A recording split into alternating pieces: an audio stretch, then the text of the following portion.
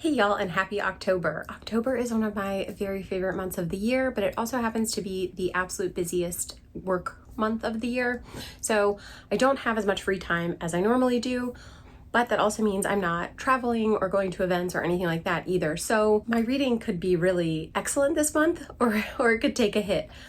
I will say at this point in the month, it's looking pretty good. We're looking pretty positive. So I'm going to embrace a spirit of abundance and not a spirit of scarcity, and keep that in mind for the month ahead, and hope that I can read as many of these books that I've set aside for myself as possible. Some of them you will see here. You will have seen all of my fall TBRs, spooky season TBRs to this point. And yeah, I'm gonna do my best. And starting off, I have 3 books that are not on any of those lists. The first being The Conditions of Will by Jessa Hastings. This is an author whose work I was never really interested in, but I saw this as a standalone and I was kind of interested. And so I read about it and I thought, I think this is a Jessa Hastings that I could maybe get behind. And I mean, it is beautiful. Like, if nothing else, this is one of the more beautiful covers that I have. The back is even really pretty. However, I think I got 6 chapters in and I was done. 6 chapters in and I had to tap out. I did not connect with any of the characters.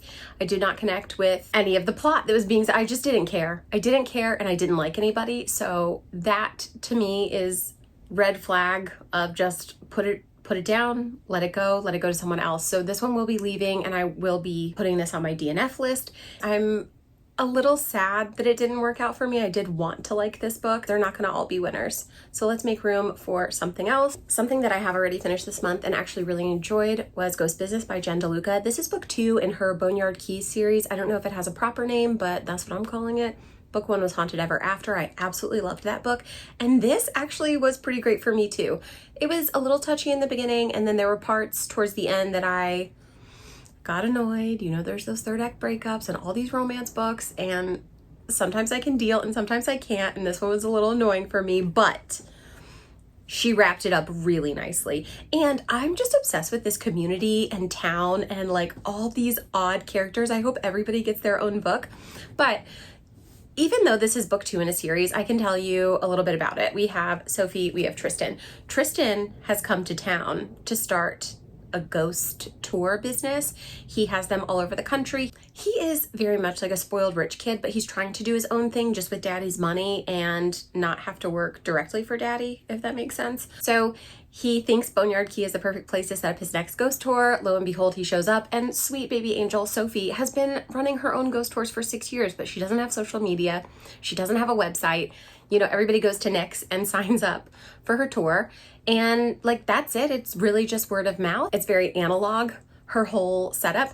So he is not aware of her even when he does his research before he comes to town. He thinks, oh, she must have gotten here just a couple weeks before I did, and she's trying to undercut me. He soon realizes she is a local. She is a town darling, and he is up against a lot. But Tristan is nothing if not adept at making friends and endearing himself to the community. So they start up a rivalry. A little bit of it might go viral on the internet. And I think the rivalry actually makes them both better at what they do. She is more focused on accuracy. He is more focused on showmanship. And he's also not a believer. She is, because she comes from this very haunted community. There's a lot of self-discovery. There's a lot of changing your preconceived notions about all sorts of different things, ghosts, communities, everything. I love this town. I love this community. I wish there was a Boneyard Key for real in Florida, because I would go in a skinny minute for all the haunted stuff. I think I gave this one a 4.25. I'm pretty sure, and that sounds right and that feels right. Something else that I finished it last night and I absolutely loved. It might be a 5-star. I don't know. I haven't reviewed it yet, but it is The Familiar by Leigh Bardugo. I don't know why I was so hesitant to start this. Maybe because it didn't sound like some of her other things, and because there is some tether to real history. It just seemed like it might be dry. I think I was afraid it might be a little dry and a little not up my street. I could not have been more wrong. I ate this up. I want to read it again. I really do, knowing what I know now. I want to go back and catch things. This is very like my description of the Dungeon Crawler Carl books from my last monthly sort of check-in. I feel like there's more there that I could enjoy again on a second pass. I loved this. This is about a young woman who has magic during the Spanish Golden Age. Her very down on her luck employer realizes these little miracles she can perform. It elevates her station and catches the attention of the king and like some other less desirable noblemen. Anyway, she then is entered into a competition, a tournament, to compete against others who can perform these little miracles. She has a very striking trainer throughout this process, and I just loved it. I absolutely love the book. It was really a departure from things that I would normally read or things I would normally even be drawn to, but because it was Leigh Bardugo, that is what drew me in. It really was 100% the author. I loved Ninth House and Hellbent. I'm still waiting for book 3, not very patiently, but I'm now at the point where this author could write honestly probably anything, and I think I would read it. I'm gonna switch hands. It was getting a little heavy. The writing was so lovely and atmospheric. It really took you into the story. There was a lot of tragedy, a lot of like moments of visceral anger, I think, for the reader. At least that's what it evoked in me. And then there were moments of triumph that felt really good as well. This is a story that really brings you in. You don't feel like you're looking at it from the outside. You feel like you're really part of what's going on. And the characters' trials are almost your trials. You're just very invested in what happens. So like I said, I could see this being, I would honestly like to reread it again before the end of the month, but I could see this being something that I read again like every year and maybe pick out different things from it. I enjoyed it so much, and now I want to read everything Leigh Bardugo's written, just like throughout the whole TBR, jump into Leigh Bardugo's kind of extensive backlist for me and vibe. So that's 2 physical TBR books down. Ghost Business, I don't know if I mentioned this, was a pre-order from September, so that won't feature in a haul, but you saw it there. And then next up is this little ditty. I haven't started it yet, but this will be the next thing that I finish, Graveyard Shift. I also have 2 ALCs right now that I need to be listening to because they come out on Tuesday, but I'm not feeling either of them. I don't think it's the book's fault. I think I'm not in the mood for it. So let's distract ourselves with this. Hello! I have finished Graveyard Shift by ML Rio today, and I am so glad that I ignored the reviews on this and just went into it open-hearted, open-minded. I absolutely loved it. This is a very short novella. This is only 108 pages, and there are 5 main characters that we sort of carousel through their POVs, and it's not even a direct like first-person POV. It is still third person, but we're following each of the individuals. I think they get about 2 chapters each-ish. I loved it. I don't know why people are so mad about this book. People are like, it ends abruptly. It needed at least 30 more pages. I saw one review where the person said, this ended abruptly. This was a waste of my time. I'm sorry, maybe this is a hot take, but that is the most lazy and immature review I've ever seen of a book. So what? It ends abruptly. It actually kind of doesn't. If you are thinking critically and reading the last chapters critically, you will see that the author has actually wrapped up these characters' future or next steps quite nicely. I just don't think an author owes you a clean, tidy ending wrapped up in a bow where everybody is settled and sorted. Like, I'm shocked at the community reviewing this. I had a great time. I think for the length, the size of this novel, the characters are very well fleshed out. I think they have quite good personalities for 108 pages, for 5 characters. I loved it. I had a great time with it. I gave this 4 stars. Do I wish it had been longer? No, not really.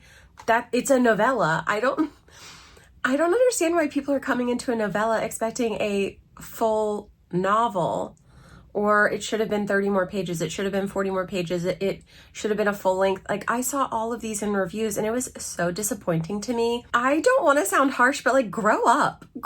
Grow up. I would highly recommend this novella if you're looking for something a little spooky, a little unsettling, and maybe even with like a mystery to be solved in it.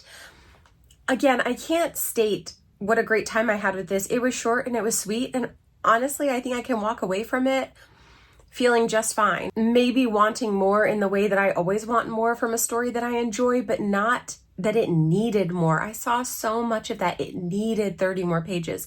It needed to be a full-length novel. I wholeheartedly and respectfully disagree.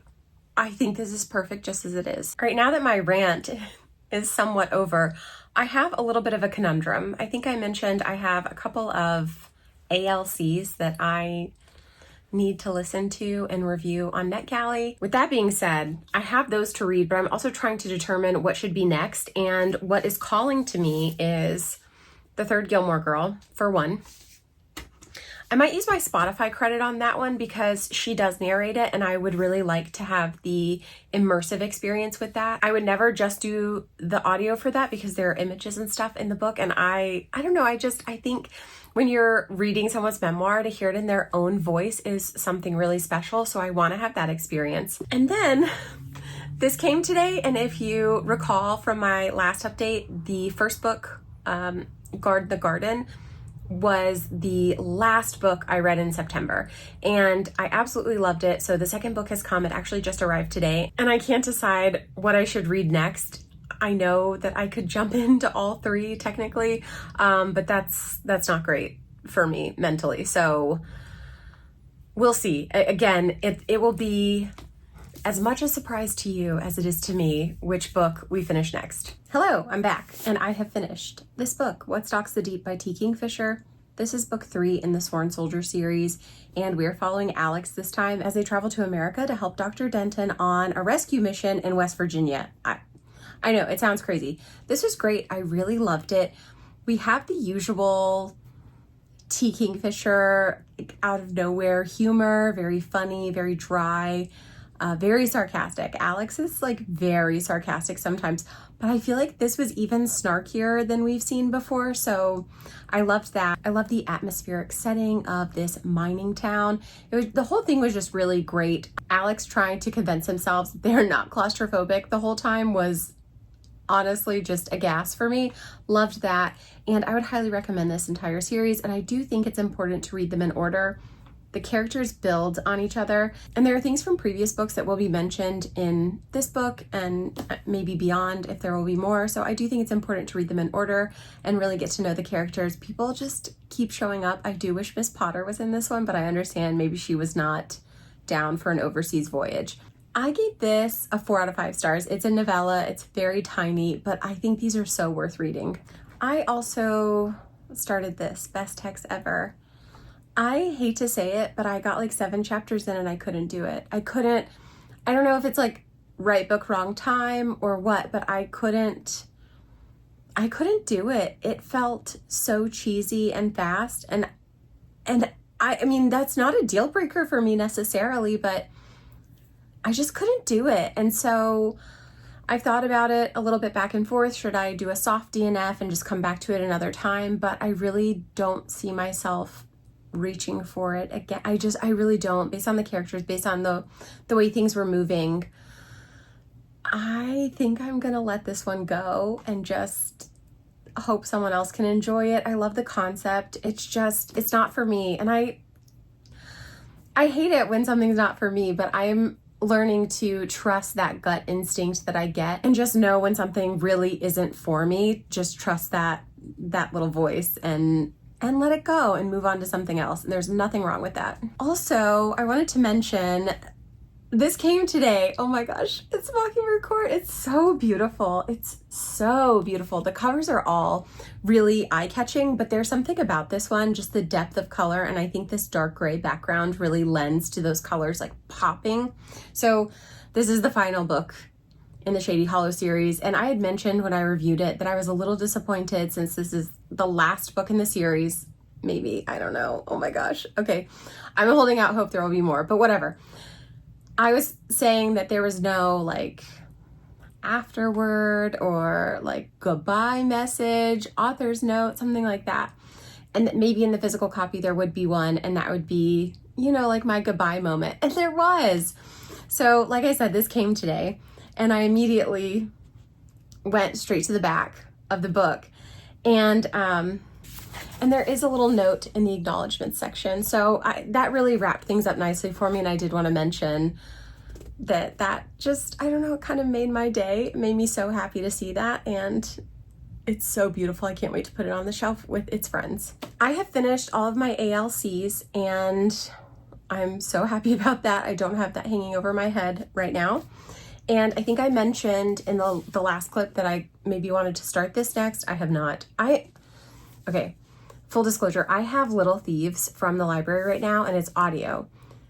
And I'm having a hard time getting into it, I think because it's only audio and I just can't, like, I'm just struggling, but I want to read it. Everybody talks about how great that series is. I had all 3 books checked out. And so I sent the second and third one away because it was putting a lot of pressure on me. So all of that to say, I'm still trying to finish that, but it's kind of more in the background. So I have this, which the problem is I want to read everything right now, so I have to pace myself. I have this. I also was thinking this sounds quite good right now. Maybe because I just edited my spooky season TBR video. I don't know. But this is just sounding right now. And I might just throw everything out and start Cat Dragon on my Kindle. We'll see what comes next. Hello, so I have several updates for you. It's been about 2 weeks, almost 2 weeks, I think, since I checked in last. For you, it will have been but a moment. But for me, it's been quite a while. I'm going to show you a few books I finished, what I'm currently reading, and then today's Wednesday, so there were a couple of new releases yesterday that came in, and I just want to show them to you because why not? I think that's fun. The first book I finished since we last checked in is The Third Gilmore Girl by Kelly Bishop. This was great. This was really superb for me. I enjoyed it as much as I thought I would, and I can't tell you how satisfying that is because I have read some memoirs that were not it from people I really like, and that like kind of hurts my feelings. So this was great.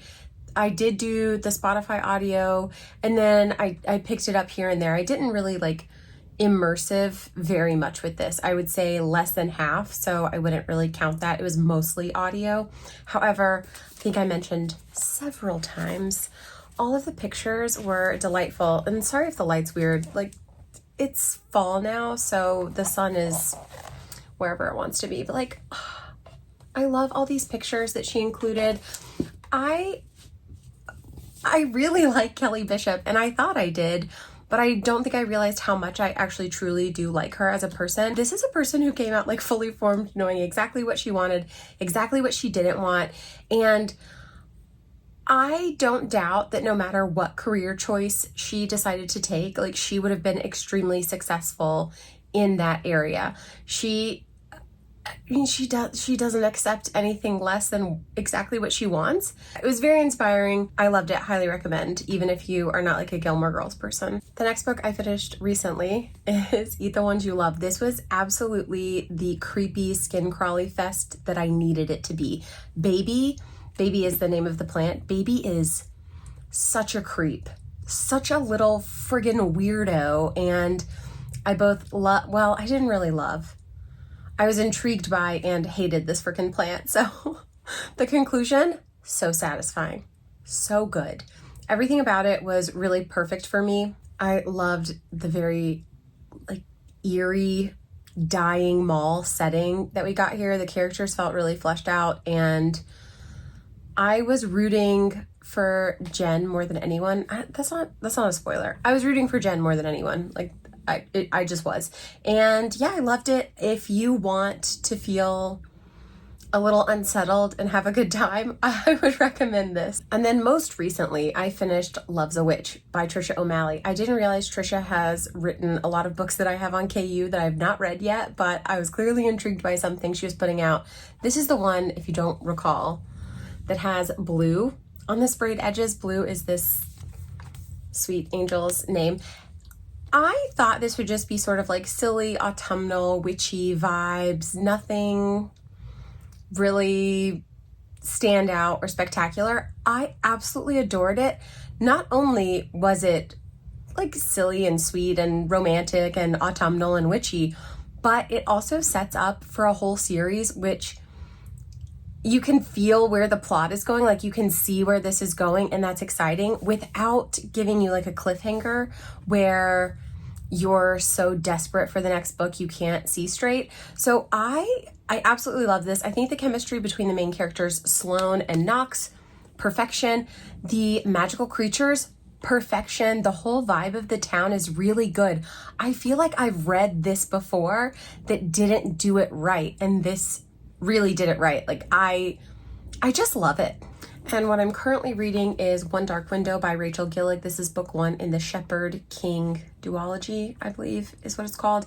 And I'm really liking it. It's very good. This is about Elsbeth, who has a magic secret monster inside of her head and that she's trying to hide. And I like that the magic also feels like kind of in those Ruby Dixon books where an item can hold magic and then it will run out. It's not exactly the same here, but it's on a similar like per use base. And there's something I really like about that. I love the nightmare is what she calls the thing in her head. I kind of like really vibe with the nightmare. He is sassy and funny and like knows everything but doesn't tell you until you figure it out and then acts like you're an idiot. I really like that character, so I'm enjoying this. This will be the next thing that I tell you about, and my hope is that I will jump right into Two Twisted Crowns, which is the next book, the final book. It's just a duology. It says it right here. Number 1, The Shepherd King. Yeah, so it's the Shepherd King duology. I really think I like Rachel Gillig a lot, and that will be a nice like 1-2 punch, plus it's a series off of the series TBR and off of my Fall Vibes TBR, so woohoo. Okay, so let me show you what came yesterday. It was a new release Tuesday. I received 2 books. And the first was Sawyer by Jessica Peterson. It has the deluxe edition sprayed edges that match my other copies in this series. And this is about middle brother Sawyer, who is a single dad. I think he has like a one-night interaction with our female main character. I can't remember her name. Ava, maybe? I'm good. It's Ava. They both have 3-year-old daughters, and then Ava thinks that this one night situation is no big deal, but then she moves to Hartsville, and you know, all of the brothers live in Hartsville, so she runs into Sawyer, and I'm sure they fall in love and get married and maybe have more babies. I don't know, but it's going to be a good time. I'm sure of that, and it will have a happy ending, and there probably won't be a 3rd act breakup, which thank you, Miss Jessica Peterson. I do appreciate that. This next pre-order was kind of impulse, and this is Kill the Beast by Sarah Swift. This is her first novel. I'm quite certain. This is a debut, and I could not escape it. I kept seeing it everywhere, and then I kept seeing it described as like The Witcher meets Howl's Moving Castle, and then Sarah Beth Durst blurbed it, and Sarah Beth Durst also blurbed this, and and I love Sarah Beth Durst, and so if she's gonna blurb something, I'm probably gonna pick it up, but I just couldn't escape it. This is a fairy tale retelling. Obviously, it seems to be based on Beauty and the Beast. I don't know a ton about it except that our female main character is looking to get revenge on the Beast who killed her brother many years ago. So I'm really curious how this whole situation is going to work out. I might get to this like a lot sooner than some of my other stuff. I just don't know. I'm going to not predict what I'm going to read next or tell you what I think I'm going to read next, because if I make a plan, it doesn't go that way at all. So soon, but I don't know how soon. All right, that's it for this check-in. Hopefully the next one will be a little quicker. I mean, it doesn't matter for you. Hopefully for me, it will be a little bit quicker, and I will see you in the next one. It has once again been quite a while since I did an update, and so I have several books to show you, and I was trying to be a little bit tighter about these, but it's just not happening. And I've finished, I think now, like 5 books that I haven't been able to talk about, so I'm going to try and be concise, but there's one that really, I'm not mad at the book. I'm mad about like adaptations. So anyway, I might go off on a tangent there, but first up, I did finish the Shepherd King duology, which is One Dark Window and Two Twisted Crowns by Rachel Gillig. I think Rachel is now just going to be an auto-buy author for me. I'm so happy that I read The Night and the Moth first, but I also kind of wish I had just read these sooner. Like, I don't know what I was waiting for, but these are wonderful. These both sort of follow Elsbeth Spindle, who is attempting to solve or cure the blight on her kingdom that she lives in of Blunder, which is just like kind of a hilarious name to me that it's called Blunder. Anyway, through magic, there's magic cards. The magic system is very unique and intriguing and like kind of fun in these. And book 2 really was really great. I know a lot of people like book 2 better than book 1. I liked them both the same. In book 1, we really are with Elsbeth. Like, that's it. Book 2, we get several POVs. We get Raven, Elm, Elspeth, and the Nightmare. I think that's everybody's POV that we get. So good. I gave both of these 5 out of 5 stars. I think I also gave The Night and the Moth 5 stars. This is the kind of fantasy that I'm interested in. I don't know what kind of fantasy this is other than like gothic sort of. It's not romantasy. There is some romance. There is like a lot of slow burny stuff in here, but that is not the whole story. I just really loved these. I could talk about these for hours. We don't have that time, but if you want to chat about this duology, these books, this author, Elsbeth, Raven, Elm, loved Elm, really Ione, anything. You want to chat? I am available. I absolutely ate these up. No notes, 5 out of 5. Had a great time. Next up is quite the departure, and this is The Undead Fox of Deadwood Forest. This is it's not YA. I think it's like young readers, maybe middle grade. I think middle grade. It's a little more mature, but then I thought about what I was reading in middle school and I was like, that's fine. This is fine. This is about an undead fox. This is our fox. His name is Claire. And Claire's job is to usher spirits that have died to their proper place in the afterlife. In this book, the afterlife is split into 4 realms, so the souls will either go to peace, pleasure, progress, or pain. Claire's job is to help guide these souls in the right direction after speaking with them and kind of determining what they enjoyed in life or how they lived their life and which realm would be right for them. Claire does not remember anything that happened before the incident that brought on his undeath, and he's kind of okay with that, but he's also like a really tragic figure. He likes his life. He likes his solitude living in Deadwood Forest. He has a friend in the form of a mushroom and these sort of acquaintances that work at the dump where he finds his cloak, his monocle for his missing eyeball. Claire is very lovable and tragic, and Ginger Snipes one day shows up and she is a badger and he does not like badgers, but she's a soul who can't find the right realm, and so they have to work together to see where she belongs. It's just a really sweet and tragic tale about death and friendship and love and, I don't know, like believing in yourself. It was so poignant. I think I would have totally loved this as a kid, but it's also one of those things that I'm happy to read as an adult because sometimes I think we overcomplicate really simple subjects like death. I think I gave this 4.5 or 4.75 stars. I really enjoyed it. I think there should be a sequel. I don't know if she's going to write a sequel, but it really is set up for future adventures, and I would love to see that. This was great. Something I noticed that I wish there were more of in adult books is like these illustrations. They're very sparse throughout the book, but I think at the end of every chapter, here's another one that I really quite like. I had just finished, or maybe I was close to finishing 2 Twisted Crowns when I started this, and I was thinking, gosh, I would have loved like some little drawings throughout that book at the end of every chapter or something. I think it adds something to the story to have these little images. So highly recommend. I really hope there's going to be more one day. And the cover is just really quite pretty. I love all the mushrooms. You know, I love a mushroom even on the back. We get some mushrooms. Very good time. In my habit of having multiple books on the go at once, I was also reading In the Company of Witches around the midway point of The Undead Fox of Deadwood Forest. And wow, I really liked this. Wow, wow, wow. I loved the town, number 1, great. I love a witchy mystery, and something about this that I found different from other sort of cozy mysteries or things that try to do this and don't do it well is that we are in the POV of Bryn the whole time. And Bryn is a witch. She has lost her husband and she kind of is like over magic now. She's not interested in it. And we stay in Bryn's POV the whole time.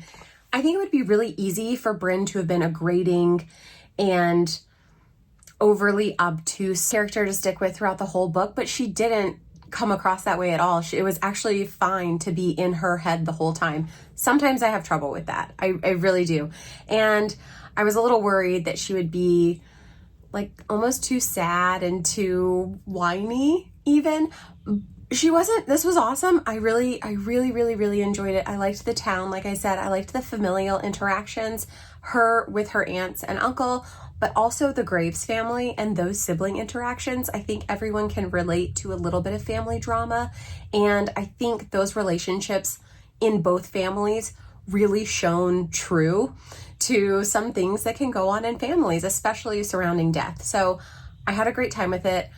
I wish there were more in this series. I think this came out in 2021 though. It looks like an old-timey book, but I do think it came out more recently. And I know that this author has come out with something this year that's also witchy, but I can't remember the title of that. Anyhow, I'm just hoping that maybe there would be more of these. I do have the second one. I have already started it. So I guess we'll see maybe when that ends, if it makes sense that this is just 2 books, but I think this could be a really great series. And I think I gave this 4.25 stars. Yes, 4.25 stars out of 5 on Fable. And I actually just finished this morning, The Strange Case of Dr. Jekyll and Mr. Hyde. I think it is a great disservice to the original source material that there are so many adaptations of this, and so many even not like a full movie adaptation, but Dr. Jekyll and Mr. Hyde are characters in larger universes.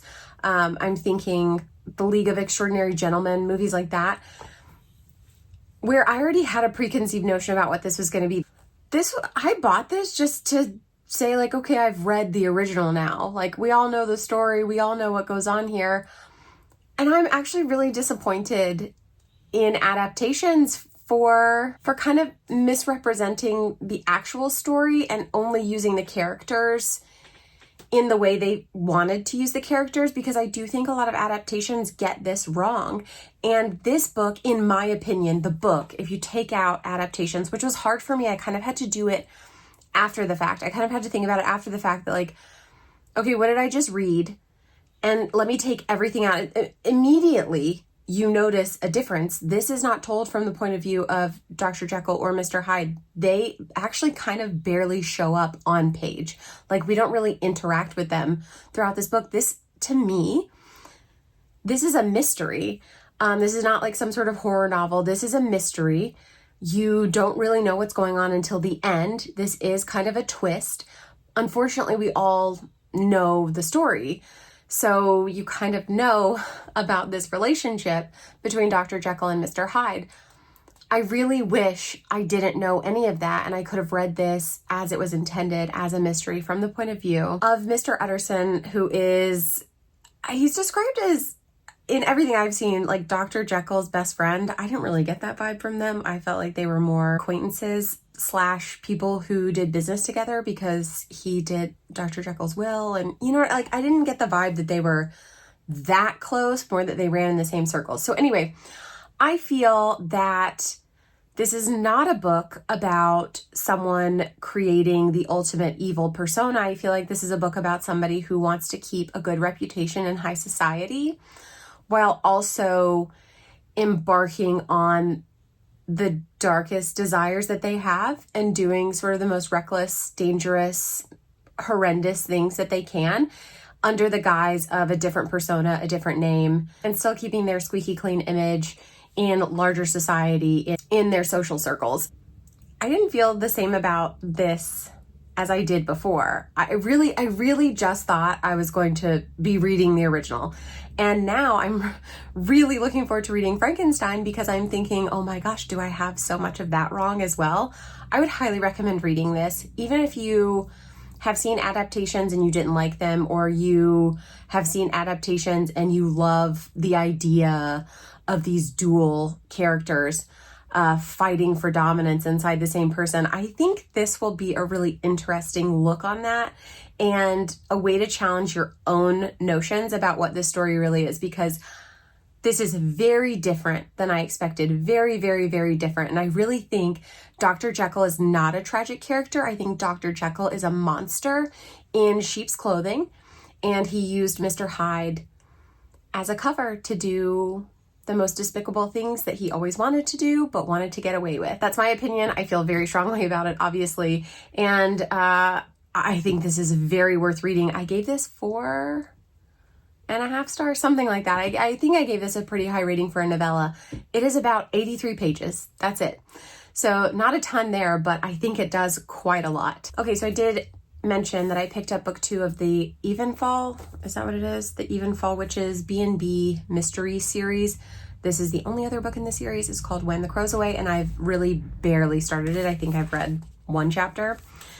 And like that's what I have on right now. I can't give you any goals or intentions for the rest of the month. The month is flying by. I think we have less than 10 days in the month, more than a week, less than 10 days, something like that. It's rapidly slipping through my fingers. So I'm putting no goals, pressure, requirements, whatever for this last little bit of the month that we have. There's one book.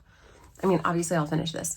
There's one book that I really, really, really would like to read this month, this season, and it is Slewfoot by Brom.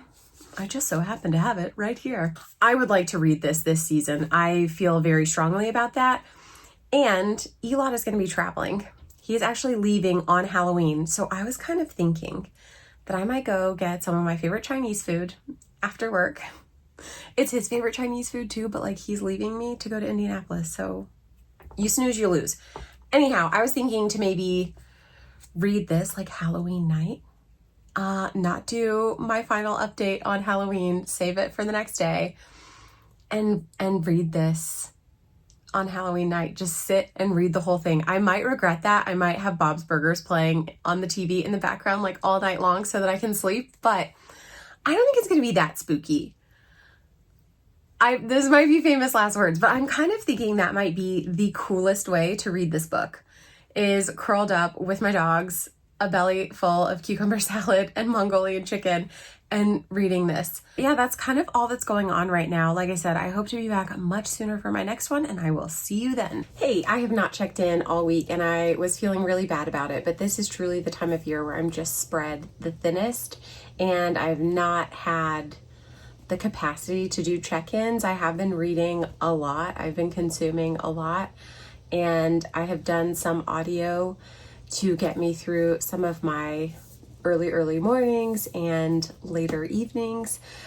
So I have finished a few things, and I just wanted to show you quickly. I did finish When the Crow's Away, which is book 2 from that Evenfall, which is B&B series by Auralee Wallace. I did actually start following Auralee on Instagram, and I thought this was just over. No chance of ever getting really any additional books in this series. She did have another release that came out recently. I think it's called Late Night Witches or The Late Night Witches. Anyway, she did mention that it's kind of still up in the air. It is dependent on sales if she will be writing more in this series.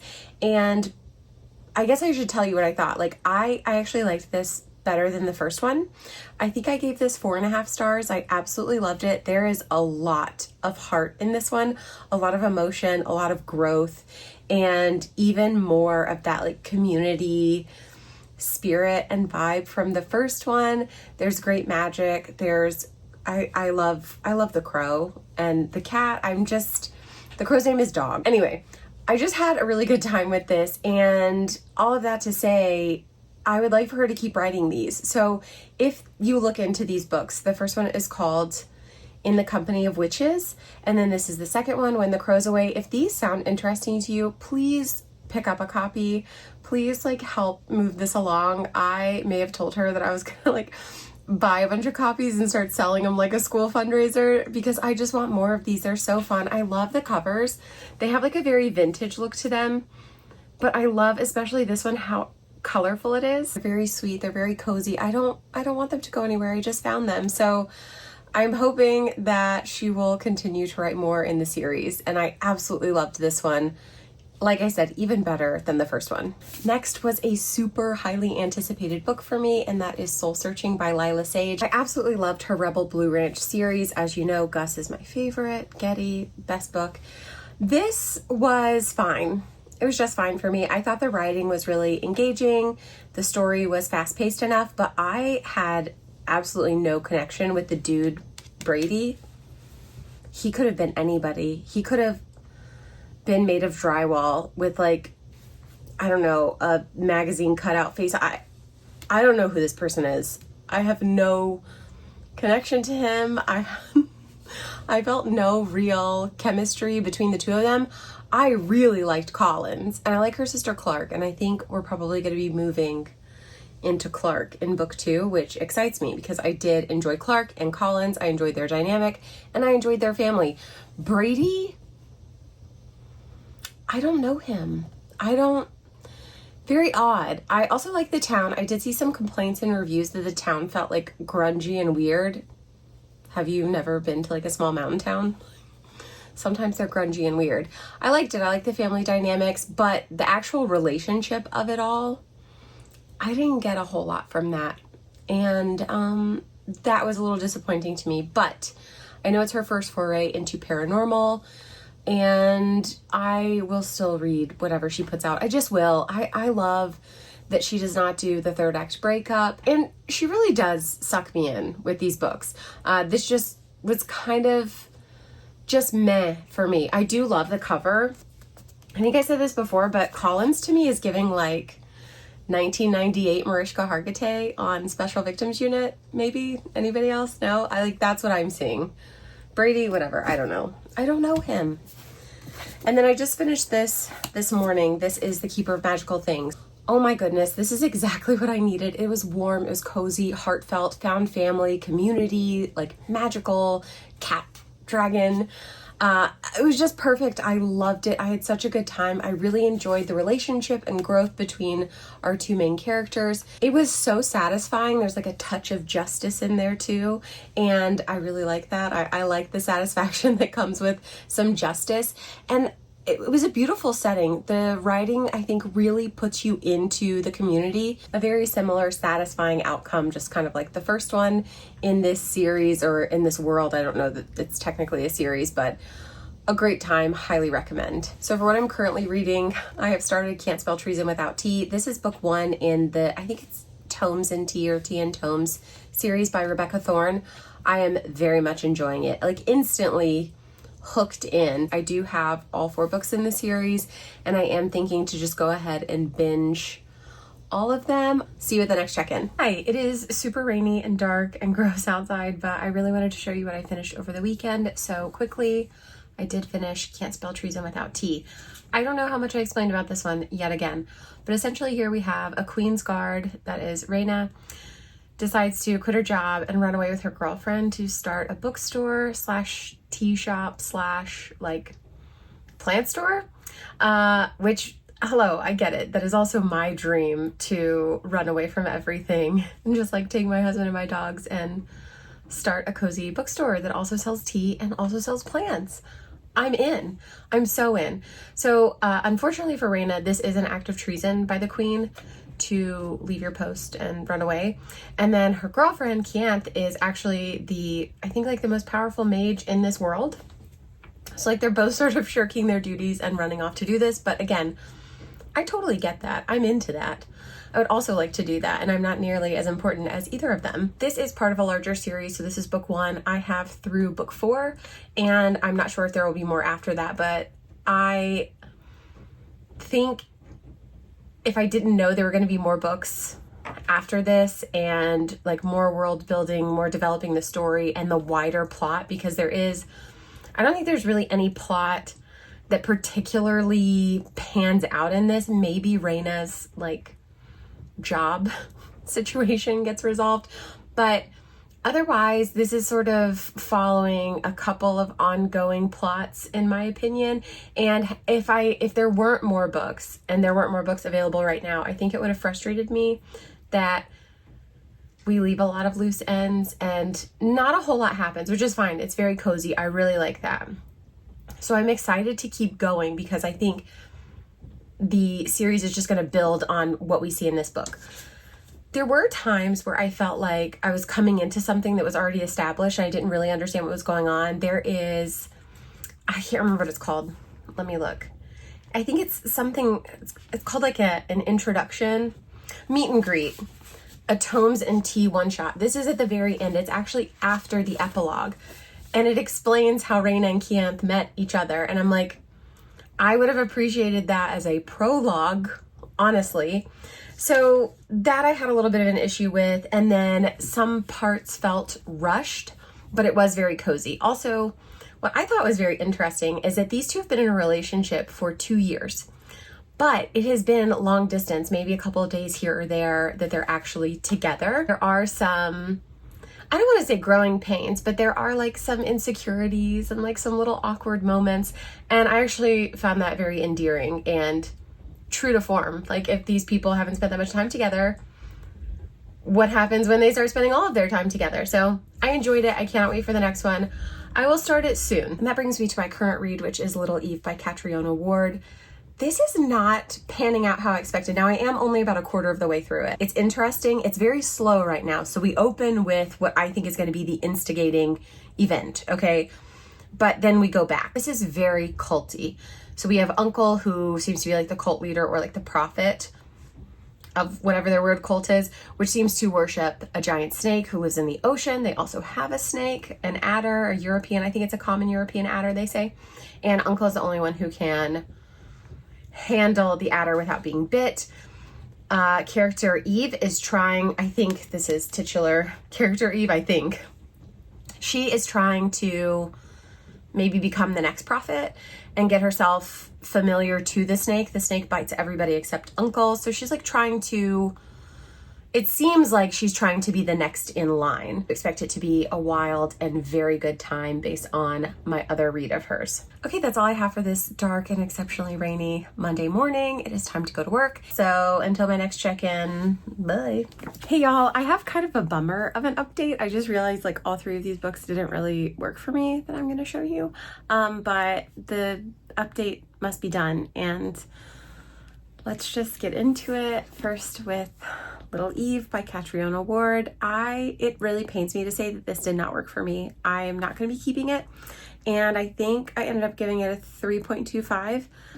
I wrote what I thought was a very thoughtful and like good, thorough review of this book on Fable. I got a phone call before I submitted it, and by the time I went back, the whole thing was gone, and I just couldn't get back in that headspace to write out that review again. But my main problems were, I figured out the twist very early on, and based on my previous experience with another Catriona Ward book, I was left guessing until the very end. I was really truly surprised by the revelation, and in this I figured it out like 50 to 60% of the way in, but I didn't realize that was going to be like the twist, the hook, the thing.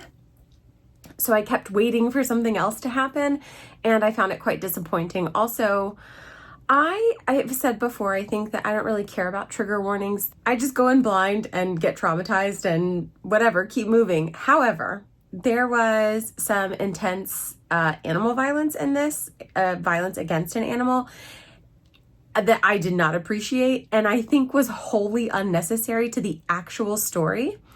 I really liked the character of Eve, and I liked the character of Dinah. I liked Abel. I liked mostly the kids on this island. Everybody else could, honestly, in my opinion, get bent. But the conclusion, the animal violence, number one, completely, like I said, wholly unnecessary to the actual story. I feel that Sarah was a loose end. And I feel that there were other loose ends that were not intentional loose ends. You know, sometimes, like, I just read Graveyard Shift, if you recall, somewhere in this video, and it just ends abruptly, and people have such a problem with that. I do not have a problem with that. That was like an intentional, like, you know, scene. Curtains down. That's all you're getting. With this, it felt more overlooked as opposed to intentional. So I think that was my problem with it. I think there were a lot of unnecessary slow filler parts that were there to get us to the big reveal or to the prime action towards the end of this. And I don't think that the story really had enough of a frame on its own outside of that, outside of the twist. And it's like, a twist is not a story by itself. I need to really care. I need to be really invested. So I don't know. It's hard because I wanted to love it. I love the premise. I loved probably the first 40, 50, 55% of it. I don't know. It is short. It is very atmospheric. It is very well written. You really can feel this island. So if it sounds like something you would enjoy and you like a little bit of a twist and you don't think about things too hard, my brain is constantly trying to solve the mystery. So I think that works against me. If you could go and just like vibe and be surprised, you might really, really like this. It just didn't work for me. I thought I would lighten the mood by reading Business Casual by B.K. Borison. This is, of course, book 4 in the Love Light Farm series. I famously did not like book 1 and got rid of it. And somehow I had book 4. I don't know. I don't know how it happened, except that maybe I thought it was book 2. However, I got about 3 chapters in and I could not do it. I thought about maybe soft DNFing it, but based on my experience with the first book, there's too little time. Life is too short. I'm just gonna let this one go. And finally, Beneath the Trees Where Nobody Sees by Patrick Horvath. This is maybe my own fault. Again, I don't look for or at trigger warnings. I don't heed when someone says something is gruesome or whatever. I saw a lot of people compare this to Dexter meets like Richard Scarry, and no, Dexter killed killers. Samantha, homegirl here, kills whoever the freak she wants, and I don't. It was something. I think that's really weird and like not cool. The thing about Dexter was that he had this compulsion. It was abhorrent. You know, like it was something that society rejects. It was not a good thing, but he channeled it into something that could be morally acceptable or could be explained in a way. The random killing just because it's a bear, like maybe I'm taking this too seriously. I did not like it. I did not. Please don't make me root for a serial killer who just kills random people. No. This made me feel really icky. It is not staying. It is not staying. I'm kind of mad at myself for buying it. So it's going. Something about this really rubbed me the wrong way. So yeah, for me, I don't recommend. I gave it 2 stars because I do think the artwork is very beautiful and I love graphic novels. All 3 of these, it pains me so much to say that they were not for me. I do not like not liking books. I do not like being so harsh on books, but I also have to be really true to myself, and I would like to be very true to you all so that you know when I say I like something, I really liked it. And when I don't like something, you know I really did not like it. So moving on from those disappointments, I think I mentioned that I was reading this. I don't know though. I am not even halfway through it. This is Remarkably Bright Creatures by Shelby. Is it Shelby Van Pelt? It sure is. This had been on my radar, but it really was not a priority and I did not own it for the longest time. So far, very much enjoying it. There are only a couple of days left in the month, but I do think that I can finish this. And I think that's going to be it for this month. I will meet you back on maybe Saturday with my final update and get this video wrapped up. So until then, I'm gonna leave it there. Bye. Hey y'all, and happy November. Today is November 1st, and so that means I'm doing my final wrap up of October. I did not get through what I'd hoped to get through. I'm just gonna lay that out right now. I wanted to read Slewfoot by Bram on Halloween, which was yesterday. And that was going to be like my goal, was to complete it on Halloween. However, I am home alone. Elot is traveling for work, and I did get myself a little freaked out. I'm not gonna lie. I got myself a little freaked out. Had to maybe turn all of the lights on and switch vibes to something else. So didn't quite finish that. So my final book of October actually ended up being Remarkably Bright Creatures by Shelby Van Pelt. I absolutely love this. I think I gave this a 4.25, maybe 4.5. It's just a very heartbreaking and heartwarming tale of the human condition, really. And then we have thrown in this beautiful Pacific octopus called Marcellus, who I honestly I could have taken more of, but I think that's part of what makes Marcellus's POV so special, is that you only get these glimpses. They are short, they are sweet, they are often very like biting and humorous. So I just had a great time. I would highly recommend this to anyone who enjoys literary fiction that makes you feel something. I did not particularly like the character of Cameron. I found him off-putting and annoying and kind of a whiny little wimpy baby who's just ungrateful and entitled. However, that's a very realistic characterization of people we've met in our lives. I'm sure we've all met someone who's very naturally talented, naturally gifted, and they're lazy, or they feel entitled and they don't work hard or really apply themselves. So it can be very frustrating to watch somebody sort of self-destruct like that. And I think that's kind of how Cameron was. I do hope that with his found family, he will grow out of that, but we didn't really see a lot of growth or change on his part.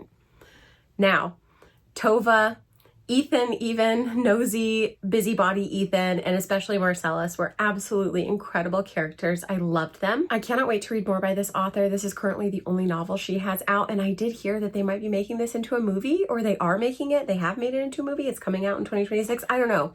I just heard that. I haven't looked into it myself. So that is kind of October sorted for me. I want to finish Slewfoot. I will probably finish it tomorrow when Elad comes home, and I have book club tomorrow. We were reading The Hollow Places by T. Kingfisher. I have read it before.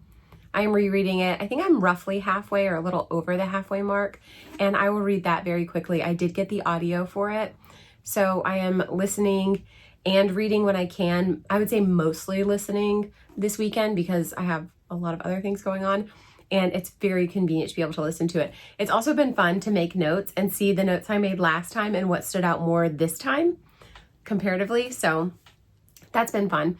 But that is really all for October. November is going to be big, I think, hopefully for reading, but also book adventures. I'm going to have another adventure day with my mom. We might do a little recreation of my solo Atlanta day, but a little more extended. There are some places locally that she's been wanting to go, and actually that I've been wanting to go that I haven't been to either at all or in a really long time.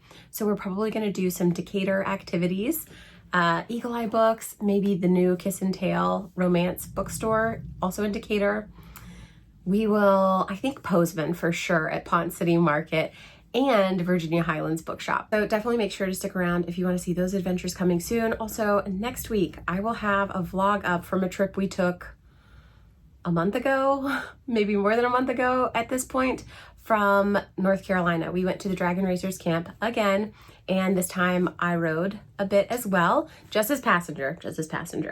But we had a great time.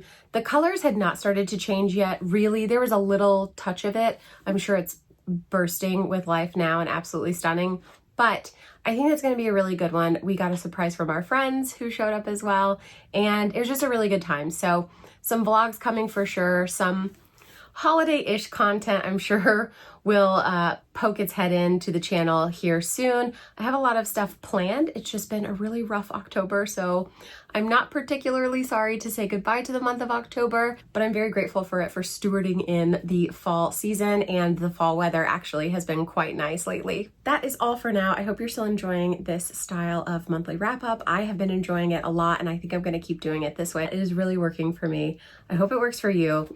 I hope you're having a great day. I hope wherever you are that you are having some good fall vibes. And thank you so much for watching. I will see you in the next one. Bye.